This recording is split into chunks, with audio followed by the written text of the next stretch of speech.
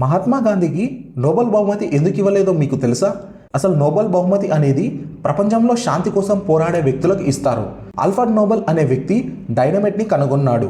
ఈ డైనమైట్ కనుక్కోవడం వల్ల ప్రపంచంలో శాంతికి స్థానం లేకుండా అయ్యింది.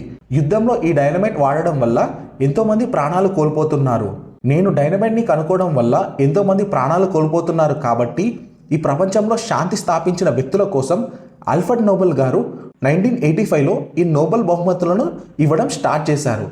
మొదటి బహుమతిని 1901లో ఇచ్చారు.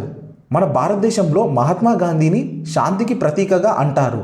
కానీ అలాంటి మహాత్మా గాంధీకి 1937, 1938, 1939, 1947 ఆఖరికి ఆయన చనిపోయే ముందు 1948 జనవరిలో కూడా నోబెల్ బహుమతికి నామినేట్ చేశారు. కానీ ఒక్కసారి కూడా ఆయనకి ఇవ్వలేదు. మన పక్క దేశస్థుడైన చైనాకు చెందిన దలైలామాకు ఈ నోబెల్ బహుమతిని 1989లో ఇచ్చారు. కొంతమంది ప్రతిపాదన ప్రకారం 1947లో ఇండియా పాకిస్తాన్ విడిపోయిన సమయంలో ఎంతోమంది హిందూ ముస్లింల యొక్క ప్రాణాలకు ఇండైరెక్ట్గా గాంధీ గారిని కారణం చేస్తూ ఈ నోబెల్ బహుమతి ఇవ్వలేదు అని అంటారు.